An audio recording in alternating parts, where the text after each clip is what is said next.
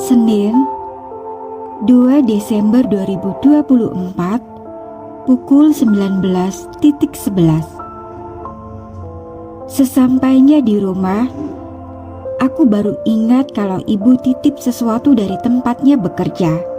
Jadi, aku langsung keluar lagi setelah meletakkan tas ransel di kamar dan mengganti seragamku.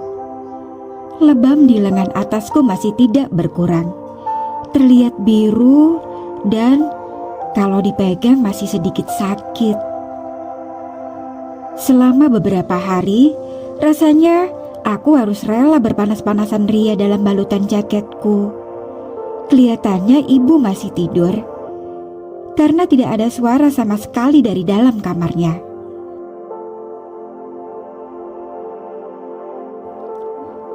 Cucian di tempat cuci piring bertambah saat aku meletakkan kotak bekalku. Oseng buncis dan nasi di rice cooker yang aku buat tadi pagi juga sudah habis. Aku mematikan rice cookernya.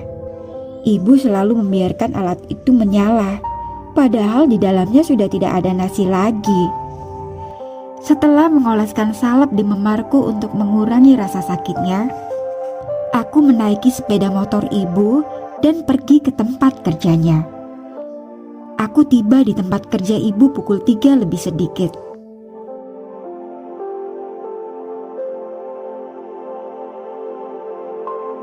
Ibu bekerja di sebuah klub sebagai penari tetap di sana.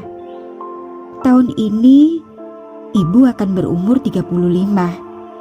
Meskipun demikian, dia masih bisa menari.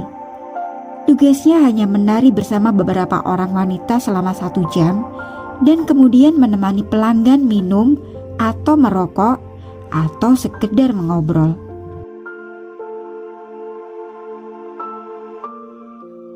Aku membuka pintu jorok itu dan disambut oleh bau masakan.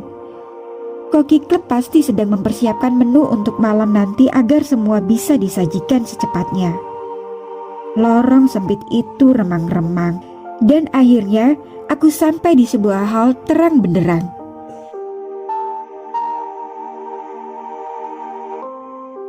Pemilik klub berada di balik meja bar sedang menghitung sesuatu. Mungkin menghitung uang keuntungannya.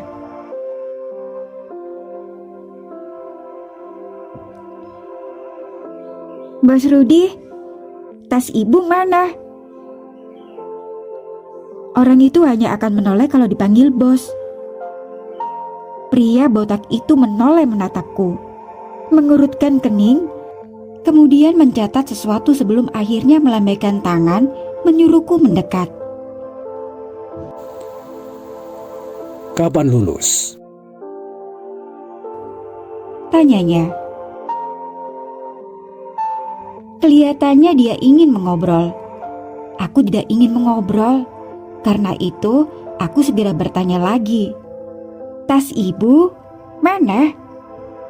Aku kesini untuk mengambil tasnya, kemudian pulang. Buru-buru amat. Ini. Dia menyerahkan tas ibu padaku, tapi dia tetap menatapku. Kau bisa jadi penyanyi di sini kalau kau mau, ujarnya. Sudah beberapa kali dia menawariku. Aku mendengus. Kau tahu, aku benci tempat ini kan? Aku membantu ibumu mencari nafkah. Kau merusak ibuku, juga keluargaku. Ibumu meninggalkan ayahmu sebelum dia bekerja di tempat ini. Aku menaikkan pundakku.